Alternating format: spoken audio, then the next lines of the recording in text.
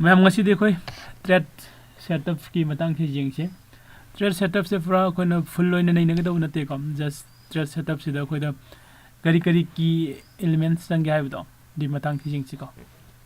loina mo khoi price action da depend tau gani ko khoi na trade sang matam da natraga na ina trade se loading da hana na ina plan tawai natra ai gi entry si mafam ji yaro ga de entry loge aduga horen ai stop loss na sida thamge natraga ai gi target na sida thamge haiba aduga ma khara dum khoi hana na plan tawai ko adu first da khoi entry as a kaino jing minasi ko entry is a kaino entry is the act of opening a positions in the market da in entry sagi entry low ba hair se agi position am open tawbagi ahan ba kan duni ba action duni ba ko entry je koina market ta entry tawba se buy tawraga entry tawba jai natraga na share to sell tawraga entry low ba su jai natra na koina buy tawba natra sell tawba be morte entry se koina agi position am opening tawbagi ko market ta agi position am opening tawba matam da ahan ba oina lowri ba action da ado koina entry ni ko aduga koina entry low basi sidanga sai good entry point the right entry point is na koina low gadi ko khoida ka ki oya hagadi make larger gain ko hena profit asobo mo khoi phangba ngamgani we can to minimize our risks ko gi risks to and minimize to bungami ko aduga and enhance the probability of the trade working on our favor hadi lairiba ko gi lakadoriba market ki trend na trade to so ko gi favor the hen lakpagi khudong sabad su phangane haibane ko haidi right entry point se khona chumna lawraga aigi the position se open tawraga di entry se lawraga di haiba ko kamana khona hariba sige right entry se di khoi kamana khangduino natra sina khoi price action with khoi gi trade technical analysis naina ra matungda kanu se lai ko hariba sige price action aduga technical analysis hariba mayam se khoi live khoi gi friday numit de khoi price actions ki khoi mentorship program ma su start tawrani ko live trade ni hana de khoi live trade ti tawrag lai the live trade to si the mentorship program se tawdu se khoi gi kanu da apik pa khoi kanu singche stock singse da khoi kanu mamong khak share ama khak ani khak lawraga entry tawba ko entry tawraga khoina ham khai khangai ba theoretically khangi ba khoi price action gi strategy singse ko live ta punna trade tomina bagi khudong saba da khoi friday da gi phangani ko aduga sigi timing sina 9:15 am da ina 11 am bok tawgani aduga marak ta gap am leiraga 12:30 da ina 2:30 ba ko working days khaktani tawga dawse monday to friday suti leiba kan numita de khoi tawre ko me adu khoina entry adu de hoje khoina khangi je kaino entry point se khoina yam chumna ko right entry point se hena khogi accuracy se wang na lawraga di khoi de lai se market ki favor se su khoi ga punna chamin bagi amasu lai hare agi risk to su minimize tawba ya bagi khudong sab su lai hare aduga larger ka hena khogi profit se ko yam phajana lawba ya bagi khudong sab su lai re hai adu de koi right entry point se find out over some important oi na tra right kana se koi right kana se koi entry point se right entry point se ko hena accuracy oi ba mafam da koi entry tawna na ba hona se hari bising se koi kamani entry tawgana se hoje ki koi mentorship program da adu da nei na ba horani friday da ki ko me exit amu jeng si exit se kadino exit is the act of the closing a position in the market sometimes after entry sai exit na kai no ngasa ko na entry tawba matam da entry tawraga market ta aigi position am open tawgi bido haribu open da close tawsin ba haibani close tawsin ba gi action do adune khoina exit tawga do ise ko market ta aigi hana position am leigedamni haidi trade am hana existing trade am leigedamni haribu existing trade saina exit tawba ko closing tawba haribu se closing tawba gi action se khoina ko exit ko exit line khangnare haibasigi exit se sigisu khoina right exit point haibam lady right exit time haibam ko karma matam da karma mafam da ye right exit to gadage haiba haibasigi right exit se koi sumna kanu tawragadi ko khogi profit se hen ko hen lobu ngambagi khudong chaba se leiba ko point number 2 de ira mesi kanu yang sipan amateur traders hadi amateur or the traders always focus on the entry khaktung the focus tawi have never plan for profit entry sang never khatang hon raga dum leiba adu kaigu mokogi plan hadi proper plan amta tawdana ko adu ga exit su tawi it's often overlooked come the proper exit need to be pre-planned and the discipline proper exit kona right exit time and the right exit kana se khogi point se si laiga hagade hana na koina plan ama hana pre plan khoi thambai mathau tai adi mathakta haidi agi target se swai do oigani ga haina thambadani go and discipline khoi follow taw mathau tai ba haidi aina semjari gi ba agi discipline agi market ki discipline doi phajana follow tawraga respect tawraga ai chat mathau tai ba ko aduna nangi exit sina can be for a profit or a loss nay exit is important oina tra aini entry di tawre market ta entry di tawgre adu aigi ngasai gi exit tawbo sina matam chan exit tawgidra ai loss oiba sai natraga profit phangbu sai haibani adu de engam da ka oise kaino right exit point natraga right exit time jisu engam da yamna important oiba point nam oire jai ko ai de se example oina ina sagon thawge haraga sagon matha da ka khale ko aduga sagon dugi movement duga aiga chana dana haidi ina sagon du thaugi honaru ragadi ko sagon du na idum thadara menatra ko doina market ki laiba isi entry lowre aini entry low isi kaino right entry time de entry lowri ni aigi full focus market tu dani ko sibau jorakani haibagi ai target tane ko haidi sida kone stop loss fajani maintain tawraga entry low basi su mathau tai adugi matung da exit to so koi asainil thamgi ba igi discipline dugi matungina mafam matam chana exit to su matam mathau tai ko natragadi ai loss oi ba ya bagi chances lei ko aina right entry se am chu main khallaga chu exit to so ga dei loss oi dini ai ko mem stop loss na kaino sam na ha kan stop loss se ko loss oi ga da agi risk to haidi aina trade sanga kan aina invest tawriba amount sing the loss oigadobu si market sina haidra kuna traga haigalak ba agi entry dugi matungina angom the loss orok ba agi risk to agi loss stop to hon bane ba swai dagi hen ai loss oira roi oiba pamdre haina ko the stop loss is the most critical element hai ka mana of any trade khuding magda yamna critical element oiba dugumba kanomani ma se ko the critical element is stop loss ko it is the only element which the trader can control ko to an extent ko it is in order to exit the stop loss se kaino it is an order amanima se to exit the trade for a predefined loss ko aina loss se siba oira ga de agi trade se auto exit tawro haibni adi hanana order tawro ga thambani ko pre-order ne adi pending order de leidi ni ma se aina sida stop loss thamba se example oina market sina mathaklom da ka khalasi ko aduga horen kagum ai entry se mathaklom da adi bullish market te lobone adu bu bearish rom da high dare khalasi kagum ba ge soibam dei ko adu ita di ai loss se ai samada adi 2% da gi han ai loss oiba pamde na 3% da gi oiba pamde hairagadi ko ai hanana order mat semaga thamdoini hariba order do dudune khona exit haiti se ko the exit to ge stop loss ke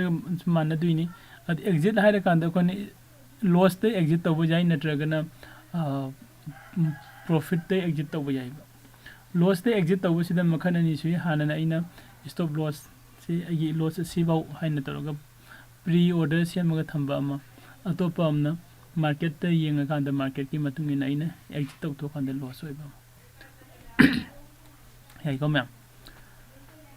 okay adudi ko khoi sign tawraga ꯉꯁꯥꯏꯒꯤ ꯑꯩꯈꯣꯏꯅ ꯍꯧꯖꯤꯛ ꯐꯥꯎꯗ ꯌꯦꯡꯉꯤꯁꯤ ꯀꯩꯒꯤꯅꯣ entry ꯌꯦꯡꯉꯤ exit ꯌꯦꯡꯉꯤ stop loss ꯌꯦꯡꯉꯤꯀꯣ okay ꯑꯗꯣ ꯑꯩꯈꯣꯏꯅ ꯑꯦꯟꯇ꯭री exit ꯑꯗꯨꯒ ꯁ꯭ꯇꯣꯞ ꯂꯣꯁ ꯍꯥꯏꯔꯤꯕ ꯃꯌꯥꯝꯁꯦ ꯀꯅꯥꯅ ꯀꯗꯥꯏꯗ ꯑꯩꯈꯣꯏꯅ ꯀꯃꯥꯏꯅ ꯇꯧꯔꯒ ꯈꯪꯗꯣꯏꯅꯣ ꯍꯥꯏꯔꯒꯗꯤ ꯀꯦꯟꯗꯜ ꯁ꯭ꯇꯤꯛ ꯍꯥꯏꯕ ꯑꯃ ꯂꯩꯔꯤ ꯅꯠꯇ꯭ꯔꯥ ꯀꯦꯟꯗꯜ ꯁ꯭ꯇꯤꯛꯁꯤꯗꯅꯤ ꯂꯣꯏꯅ ꯈꯪꯉꯛꯇꯣꯏꯁꯦ ꯀꯦꯟꯗꯜ ꯁ꯭ꯇꯤꯛ ꯃꯌꯥꯝꯅ ꯄꯨꯟꯁꯤꯜꯂꯒ ꯑꯩꯈꯣꯏꯒꯤ ꯀꯦꯟꯗꯜ ꯁ꯭ꯇꯤꯛꯀꯤ ꯆꯥꯔꯠ ꯁꯦꯝꯃꯤ ꯍꯥꯏꯔꯤꯕ ꯀꯦꯟꯗꯜ ꯁ꯭ꯇꯤꯛꯀꯤ ꯆꯥꯔꯠ ꯄꯦꯇꯔꯟ ꯃꯌꯥꯝ ꯑꯃ ꯂꯩꯔꯤ ꯆꯥꯔꯠ ꯄꯦꯇꯔꯟꯗꯨꯒꯤ ꯃꯇꯨꯡ ꯏꯟꯅ ꯑꯩꯈꯣꯏꯅ ꯉꯁꯥꯏꯒꯤ ꯑꯩꯒꯤ ꯇ꯭ꯔꯦꯗꯁꯦ ꯑꯦꯟꯇ꯭री ꯂꯧꯕ ꯌꯥꯔꯦ ꯅꯠꯇ꯭ꯔꯒ ꯑꯦꯛꯖꯤꯠ ꯂꯧꯕ ꯌꯥꯔꯦ ꯍꯥꯏꯕ ꯃꯌꯥꯝꯗꯨꯅꯤꯀꯣ ꯍꯥꯏꯔꯤꯕꯁꯤꯒꯤ ꯀꯦꯟꯗꯜ ꯁ꯭ꯇꯤꯛꯀꯤ ꯆꯥꯔꯠ ꯄꯦꯇꯔꯟ ꯅꯩꯅꯔꯒ ꯑꯩꯒꯤ ꯑꯦꯟꯇ꯭री ꯂꯧꯕ ꯑꯗꯨꯒꯤ ꯑꯦꯛꯖꯤꯠ ꯂꯧꯕꯒꯤ ꯃꯇꯥꯡꯁꯤꯅ ꯑꯩꯈꯣꯏꯅ ꯁꯤꯗ ꯄ꯭ꯔꯥꯏꯁ ꯑꯦꯛꯁꯟ ꯀꯣ ꯃꯦꯟꯇꯔꯁꯤꯞ ꯄ꯭रोग्राम ꯍꯥꯏꯅ ꯂꯥꯛꯏꯁꯦꯀꯣ ꯃꯌꯥꯝ ꯑꯗꯨꯒ ꯑꯜꯇꯤꯃꯦट ꯄ꯭ꯔꯥꯏꯁ ꯑꯦꯛꯁꯟꯁ ꯀꯣ ꯂꯥꯏꯚ ꯇ꯭ꯔꯦडिंग गाइड है को कोई डायरेक्ट कोई लाइव ट्रेड तौगनी कोई ट्रेड तौमीनदुसे ब्रोकर दी कोई जेरोदा होगनी को जेरोदा ब्रोकर कोई ट्रेड तौमीनगनी कोई पुनः कोई ऑनलाइन ट्रेड तौगदब एप्लीकेशन से गूगल मीट तौगनी को मैम अदु कनागुंबा वीडियो सी अहानब जेंगबो कोई कॉन्टैक्ट नंबर लेटबसिंगना कोई सिदा यूट्यूब चैनल से सब्सक्राइब तौबियो नत्रगन टेलीग्राम ग्रुप सिदा जॉइन तौबियो को अतोपा मना व्हाट्सएप की नंबर गुंबा पामगसु वीडियो सिगी डिस्क्रिप्शन दा व्हाट्सएप नंबर यावरी बने व्हाट्सएप नंबर दुदा टेक्स्ट तौबिरो को अदुगा सिगी कोई मेंटरशिप प्रोग्राम से जॉइन तौबियो यानी को मेंटरशिप प्रोग्राम से जॉइन तौबु मतमदा अमाउंट कम संगदोइनो हारेगदे कोना जस्ट प्रैक्टिकल तौबु खक्तंगिनी 500 नसे सुम जाने को कोई जेरोदा अकाउंट 500 हापन बियो 500 टुना कोइना SBI दा अदेदी ICICI दा को अदेदी कोइना नोमो नोमो तुगी येंगा मार्केट तुगी मतुंगिना येंगा को MIS दा एंट्री लौबा कोई पुन्ना तमिनसे आइको म्या दो कोइना मसागी कोई राइट एंट्री अने राइट एग्जिट सिदा कोइना मेन ओइना लाकदु से कदाइदा नो राइट स्टॉप लॉस काय सिंग कदाइदा लाकदिनो गदि कैंडलस्टिक की पैटर्न सिंग सिनी को अदु कैंडलस्टिक सिदा कोइना कैंडलस्टिक से कइना सरापम खतंग हैरम गे मयामदा कनागुंबा खंगदब यावरगसु नत्रगना तंग नॉलेज पाप लेरगसु को कैंडलस्टिक सिंग सिना कय डिपिक्ट तो 4 प्राइस पॉइंट मम द 4 प्राइस पॉइंट लई हैमने को ओपन ने हाई ने एंड लो ने open high low and close ko particular period if you are viewing a daily chart ko kogi time period haibam se leidi natra time frame haibam se time frame sida koina daily time frame de jenge khalasi haidi if you are viewing a daily chart is candle khudi mok se will depict the open high low and close for that day ko haidi कोई time frame दो daily time frame दो जेंगा कदी हाई रिव candle दुगी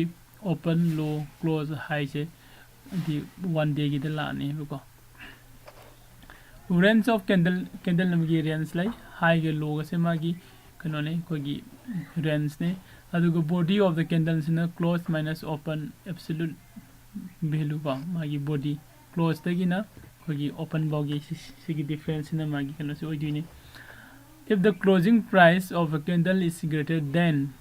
the opening price ko a candle will be the green color again ko the opening price is sidagi ko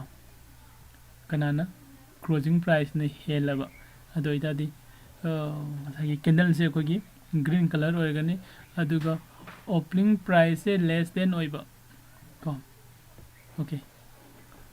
closing price na ko opening price is less than ko ina haining is say closing price is less than haibani ko haidi opening price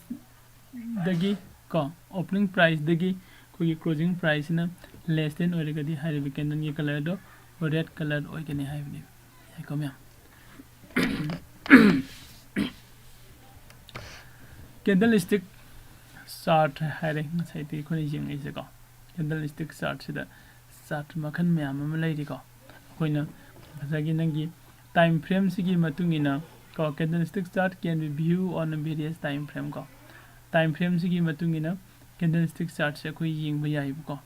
हाइदी end of the day को EOD monthly weekly daily etcetera नत्रा intraday the 60 minutes 50 minutes 5 minutes etcetera अखोना अइन अपाम्ब time frame dugi matungina aigi chart se yeng ba yai haibane ko ado candlestick chart se kana kana na se mai no sai koi haigere ko candle mayam na pulaga se makani candle mayam se karam candle no haidi candlestick chart is made up of red and green candles haibne ko red and green candles sing sina pulaga kana sing se me hairi basigi candle sing se is formed because of ongoing supply and demand relationship ko candle se kamana kanana kamana form tore ino kanana kamai se mai no hariga di khogi hoji market se liba supply and demand gi relationship to supply na khare helaga di magi time frame di matung ina red color da form tore ani demand khare helaga na khari da green color da form tore ani yai ko okay adu di sange khoni nai ne rei se si da khoi sarta mung lak si ko Sata lak tringi mamang da sida I point khara dang haicharam ge ngasa ge khogi ultimate price action live trading guide sigi khoi kana sa menu na khone nai na ka dui se concept of price action gi concept se khoi wari chan san nai na ni ko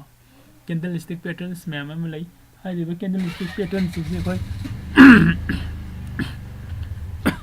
jingmin na ba khatan na tuna hai de candlestick patterns se khoi si na ga trade chang bu su kam tam ga ni ko aduga commonly used kogi chart pattern mayam am lai hen popular oiba chart pattern ko chart pattern sida ko trade tawgani aduga high probability intraday state changes khara khoi lawraga trade tawba tamgani adu concept of option hedging jisu kari na haise khoi marak marakta nai negani ko hai riba sing tawna khogi hanana hedging gi class jawgraba natraga hoji hedging gi trade tawriba sing su khoi hedging su lo mi nagani aduga hedging gi masai gi option hedging gi leiriba trade to adu su khoi punna yeng mi nagani ko okay adu khoi kai gum matam da mayam na short position and the long position haibam tai natra short position na di kai no kan da short position is kind of short position that is sold now hanana sold to bune ko hadi koi share se hanana sell to thom ko with the intent to buy later at a lower price hadi akona short positions the lai se kaino de ahan badaina price na khara high oring ai sida sell hana to thom ga ko horen khara honga kanda buy to raga exit to ge hai asa ko na mamang di exit and the entry da hain gi bido entry point hai ka da ko ni and right entry stock market da ko na natraga any trading da ko ni entry to ba hai ba sa matam khudin makta buy to rogi entry to ko ni ha ba leite ko matam khudin makta sell to rogi entry to ko ni ha ba leite ko hana sell to roga ko na buy to ba yai ai di aina sell to rogi entry lo matam da ai position do open to robni ko hore ne exit to matam da buy to rogi exit to matam da ai position do close to robni yai ko just as example se jing che market se da hagala ga khogi sigi supply zone nam da soine lai de ko hai ri basi gi zone se si kenan sina thugai da ka tare price na 140 da entry low de khala si as a short position da entry low re sell to ro ko market se la ga ina kadai da 140 de low bu do ina 100 da exit to thore exit to ko min high condition se exit to ba si kaino buy to ro kan da agi position do close to bune masa ko ne sell to ro agi position open to gi bu do ko okay buy to ro position se close to sin bu ko adun agi profit ai nga sai sell to ro mo do kya da no 140 da ina buy to we kya da no 100 da 140 minus 100 equal to 40 points agi profit age to ni hai se koi kadai do no short position da ni ko ma'am long position na mu jeng se sigi contrast ni lag ki se ko long position se kai na that is about now and with the intent to sell later have ko asagi du ona taina bada buy ka sagi long position se dana lai sina ko khoi demand zone da khoi na buy tawre ko demand zone da buy tawraga ai se entry lawre ai gi entry lawba hai se ai gi position do open tawre aduga market se mathaklom da haigalaga ai ya da khoi supply zone joro kan da ai gi target to joro kan da ai sell tawraga ai gi ngasai position ama open tawgibudo close tawsile ko long position se haiji kaino buy to open sell to close haiba ko aduga ngasai maduna sell to open buy to close sell tawraga open tawba aduga buy tawraga close tawba sina short position kawre aduga long position sina buy tawraga open tawba aduga sell tawraga na close tawba sina koina ko kai kawre long position ko yani ko ma'am ado ko na trade loba matam da risk to ko reward to risk ratio haibam su lai ko jing chi su ko suppose aina ko reward se 20 aduga risk na 5 haire adi aina pame se ai horen ai profit se lupa kunmuk pame aduga aina loss oi bajar sa bai sang se lupa manga dagi hena loss oi ning de haiba market sida ko adudi ani se koina jeng ka da ko 5 na ani maksida divide to tho di 20 da 5 da di 4 da 5 da 5 da di 1 da ko that is 4 is to 1 haiba ko okay 4 is to 1 risk ko reward ratio ki trend ni se ko chang du se adi example aina ngasai gi market to buy tawriba ko sida ina buy tawse 100 ta buy tawre ko sida buy tawre aduga ai target ti kadai dana mathak tane ko ado sida ina buy tawba matam sida ai target se kadai da 120 da ina sell tawba gi target thame khalase stop loss ai lupa manga dagi sama da ai manga dagi henna loss oining de haire to makha da haidra gai 95 rupees se sida ai stop loss thamu yani ko ma'am aina thai 100 rupees ta buy tawraga ai position open tawdure khalasi ai riba position se aina open tawu matam da ai stop loss maintain tawraga sang ge haina khalagadi stop loss se 95 se thamam ge kagino ide lupa manga dagi hena mango pamde haide 5% am jawe ko 5% dagi hena ai loss oiba pamde haina khalagadi ai stop loss se 95 rupees thamani aduga ai target 120 ko hai riba sida ko na trade tawri se asagi 4 is to ko 1 sige risk reward ratio se sida ne ko trade tawri se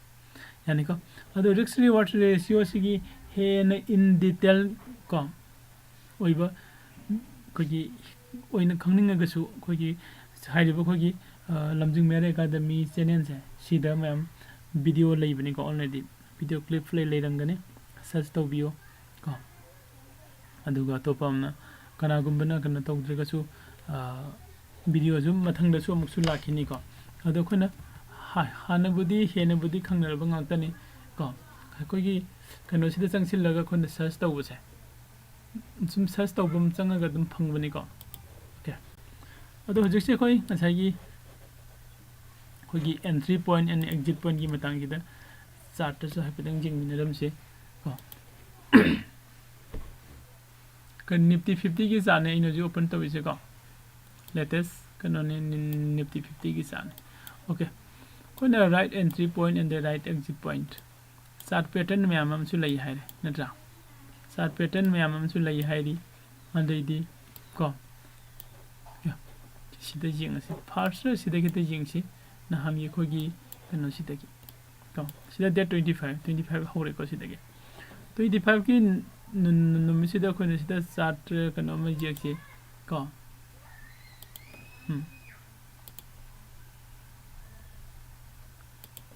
like this ko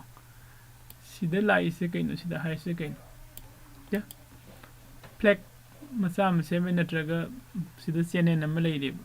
parallel channel sida gi kedoro ko koi breakout tawra kan di entry low hai bani parallel channel sida gi breakout tawre achau ba kin nama adu kadai bo sa kare si bok sa kare okay atopa masu again ko sida su ko gi kana mung thore parallel channel nam so again am ko su ko hari ba parallel channel su breakout tawre am su parallel channel point di sai sida ge entry lo ra di si bok sa la po di yam phange adu bu yam tam na kummi market sina ra okay sima lai re dai di atopa mana again sida su mu se me ko okay ꯑꯩꯗꯤ ꯑꯩꯅ ꯃꯌꯥꯝꯗ ꯂꯥꯛꯏꯁꯦ chart ꯄꯦꯇꯔꯟꯗꯨꯒꯤ ꯋꯥꯔꯤꯅꯤꯀꯣ chart pattern ꯖꯦ suppose market के direction सिदगी लाए सिबा कारुरे सिबा मुकुमे सिबा मुका खले अमुका हाइद्रक बा हरक मतम सिदा इने जेंगदिसे कइन अमुका हाइद्रक बा हरक मतम सिदा इने जेंगदिसे ngसागे गिसिगी फर्स्ट रिजेक्शन तौरखिबा मफम से सिनि बनि जेंगदिसे सम पार तारे खलसे सिमा पासे को सिमा पासे कोइना नेक लाइन हारगा खनक खंगदिने हाइदिबसिगी नेक लाइन से सिदगी हेंदोरक मतमदा कोई एंट्री लौदुनी हाइलिबसिगी ट्रेड से कोइना सुम उबु मतमदा मैम सुम उरमनी एम की पैटर्न को हाइदि डबल टॉप की पैटर्न ओरे को अदुदि कोइ कदाइदि एंट्री लौगनी हाइब तो हाइदि हायेंग अखोइना फ्राइडे नुमितागी हौगदौरिबा खोगी मेंटरशिप की प्रोग्राम से सिदा कोइना लाइव ट्रेड ते तोमिना तुसे कइना कादा सपोज सुमाइना चार्ट पैटर्न नंबर लाइव चार्ट पैटर्न नंबर ला खासिदा अखोइ मैम पुन्ना तौमिना दुसे अदुदि नेक लाइन कदाइदे लेरे नेक लाइन सिदा लेरे अदुदि नेक लाइन से ब्रेक आउट तौर पिरे खांदे एंट्री लौसे हाय याको ब्रेक आउट से एंट्री कनो सिदा माइ लौसी तो कदाइदे आइगी प्रॉफिट हाइदि आइगी टारगेट से कदाइदे ओइदिनो हाइदि मीन्स मार्केट सिदा हाइदरे से कदाइबो हाइदरे को यागे हाइबसे अखोइना मु येंगबा जाइसे सोमदे लेरे को लोइना अखोइना येंगबा जाइसे मार्केट से होरेन कुम कुम मतम द सिबाउदा अखोइगी टारगेट ओइसे हाइबगी अमा थम्बा याइ ओके सिदे कइगुम्बा काइरगा मुचा खरगदी सिदगी काइरगा चलगदी कदाइबो योबा याइ सिबाउ योबा याइ हाइबसिनि ओके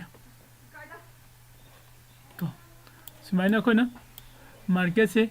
सिदगी हाइदरे सिदा मागी फर्स्ट टारगेट लेरे सिमुक थुगारदी सेकंड टारगेट सिदा चखिबा याइ हाइबा सिगुम्बा मयाम अमा खोइ नैनरगा ट्रेड से खोइ कन लौमिना से को सिगते नते अतोपसु सिदसु कन लेरि को जे सपोज सिदसु खोगी चैनल नम फॉर्म तौरे खलो ड्रॉ तौबदी मयाम अयामबना दुम हिरंगनी खले अदि हाई अनि लो अनि को हाई अनि लो अनि टच तौरगदी खोइ ड्रॉ तौब यारे को हाइरिबा हाई अनि लो अनि से थुगारगा मार्केट से मखादा हाइदरे को ब्रेकआउट पीरगा मतमदनी खोने एंट्री लौदुसे ब्रेकआउट पीबसिसु मसागी खोगी फॉल्स ओइरिब्रा नत्रगना फेक ओइरिब्रा सुमको खर चेक तौबु मथौ ताइ मयाम से कोइ ट्रेड तौमिनरगा पुन्ना येंगमिनसे को फाइदे मैम वीडियो से स्वादे लोसिलगे को अदुगा नेक्स्ट टाइम खोइ उनसिको कनागुम्बा हयेंगी खोगी फ्राइडे दगी हौगदौबा को मेंटरशिप प्रोग्राम हाइरिबसि प्रोग्राम से मी खुदिमुक लोइनमक याव याइ को पैसा याम चंगदौबा नते को सिगी तोंगाना आइने एक्स्ट्रा फीस लौगदौबसु लेते जस्ट ट्रेड से तंबोइना जॉइन तौबियो अदुगा आइगी इसागी जेरोदा अकाउंट 500 रुपीस को 500 रुपीस मुक्ति हापियो 500 रुपीस से हाप मतुंगदा पुन्ना प्रैक्टिस तौमिनसे कदाइदा कमाइने एंट्री तौदिनो स्कल्पिंग तौरगना कदाइदा एंट्री लौसेबा मास्टर कैंडल लागदे कदाइदा कोइ एंट्री लौसेबा हाइबा सुंबा मयाम अमको कोइ पुन्ना होनामिनसे मदुगा कॉन्फिडेंस पुरकनबा होनामिनसे थैंक यू